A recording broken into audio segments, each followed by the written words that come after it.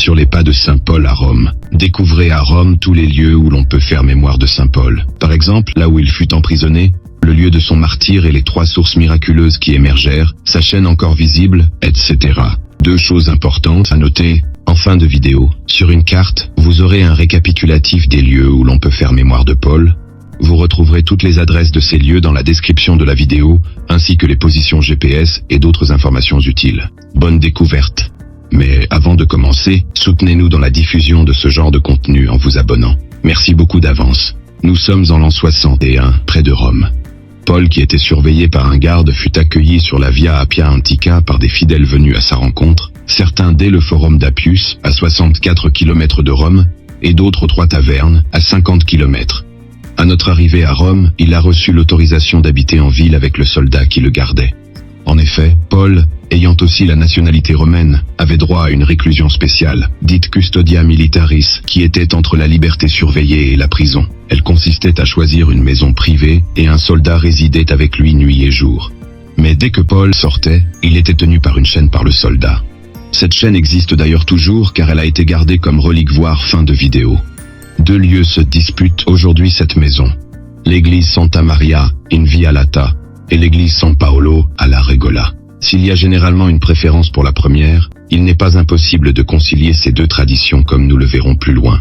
L'église Santa Maria, in Via Lata, se trouve aujourd'hui Via del Corso. Elle est associée à la résidence de Saint Paul à Rome, à la présence de Saint Luc qui y aurait rédigé les Actes des Apôtres et enfin, au passage de Saint Pierre.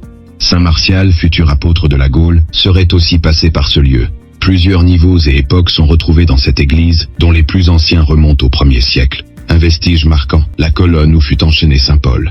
L'église San Paolo à la Regola, quant à elle, est plus proche du Tibre, à la hauteur de l'île Tibérine, une zone très peuplée où résidaient de nombreux juifs. Une de ces chapelles contient un oratoire, construit sur la chambre où Paul logea. Des fouilles archéologiques ont mis en évidence une occupation du site dès le 1er siècle et confirment ainsi l'ancienneté de la mémoire chrétienne rattachée ici à Paul. Comment départager ces 2 lieux? Nous ne pouvons faire ici que des suppositions.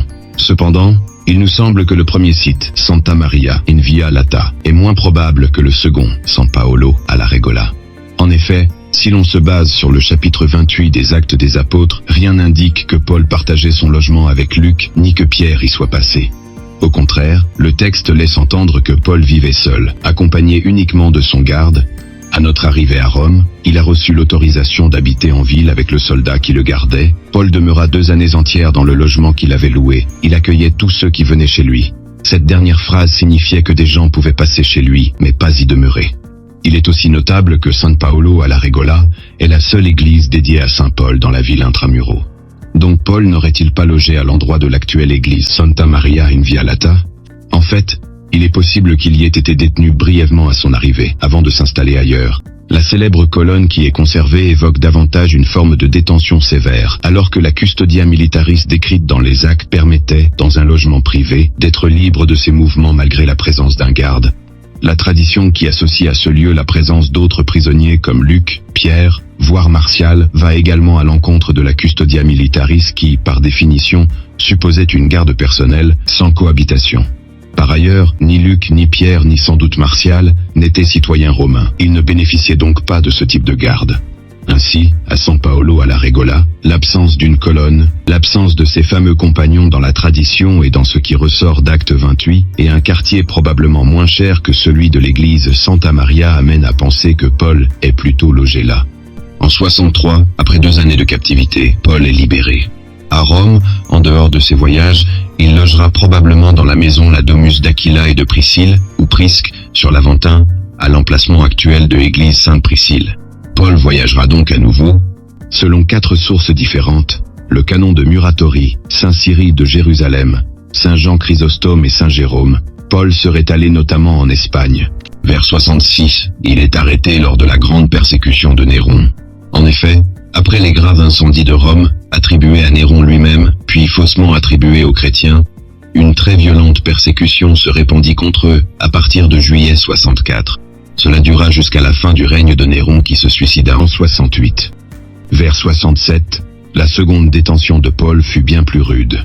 Dans la prison Mamertine, ou Tullianum, au pied du Capitole, aujourd'hui sous l'église San Giuseppe dei Falegnami, il y trouva probablement Pierre. Cependant, le lieu du martyre et le procédé furent bien distincts. Tandis que Pierre sera crucifié à l'envers, sur la colline du Vatican, dans le cirque de Néron, à l'emplacement de l'actuelle basilique Saint-Pierre, Paul sera décapité en dehors de Rome, à Acquae sur la Via Laurentina, aujourd'hui l'abbaye des Trois Fontaines. Selon la tradition, il fut décapité et sa tête rebondit 3 fois sur le sol, faisant jaillir 3 sources miraculeuses. Son corps est recueilli par la chrétienne Lucina et enseveli sur la Via Ostiens, où très vite les chrétiens élèvent un trophée sur sa tombe, c'est-à-dire un monument funéraire mentionné dès la fin du IIe siècle par le prêtre Gaius. Mais moi, je peux te montrer le trophée des apôtres, car que tu ailles au Vatican ou que tu suives la voie d'Ostie, tu trouveras les trophées de ceux qui fondèrent l'église de Rome. Ce lieu devient un centre majeur de pèlerinage, et, après l'édit de Constantin en 313, ou édit de Milan, une basilique y est construite, agrandie au fil des siècles pour devenir l'actuelle basilique Saint-Paul-hors-les-Murs, complètement reconstruite après sa destruction en 1823 par un violent incendie. L'importance de cette basilique est confirmée par les fouilles archéologiques du début du XXIe siècle. Ainsi, en décembre 2006, on fit la découverte d'un sarcophage en marbre. En 2009, on décida non de l'ouvrir mais de percer un petit trou afin d'y faire passer une sonde. La sonde découvrit ceci: un précieux tissu de lin teint en pourpre laminé avec de l'or pur, un tissu bleu avec des filaments de lin, des grains d'encens rouge, des substances protéiques et de la chaux, et de très petits fragments d'os. Ces derniers ont ensuite été analysés au carbone 14. Verdict: ils se sont révélés être ceux d'une personne ayant vécu entre le 1er et le 2e siècle. Ainsi, la science, comme bien souvent, confirme la tradition, comme l'a évoqué le pape Benoît XVI. Tout ceci semble confirmer la thèse traditionnelle, unanime et incontestée, qu'il s'agit bien des restes mortels de l'apôtre Paul. Souvent moquée, contestée et ridiculisée par de nombreux a priori, la tradition chrétienne, quand elle est étudiée de près et avec un minimum d'humilité, s'avère en fait bien plus solide qu'on ne le pense. D'ailleurs, n'est-ce pas profondément incohérent d'imaginer que des chrétiens aient pu inventer une telle supercherie? Car si l'on réfléchit un instant, mentir délibérément sur un point aussi grave, comme faire passer les ossements d'un inconnu pour ceux d'un apôtre, serait un péché mortel aux yeux même de leur foi. Mais cette incohérence ne semble pas déranger certains esprits. Cette convergence entre faits scientifiques et tradition millénaire fait ainsi de la mémoire de Saint Paul à Rome un bel exemple où science et foi, c'est-à-dire raison et foi, se rejoignent. Ce qui, d'ailleurs, fut toujours l'enseignement profond de l'Église.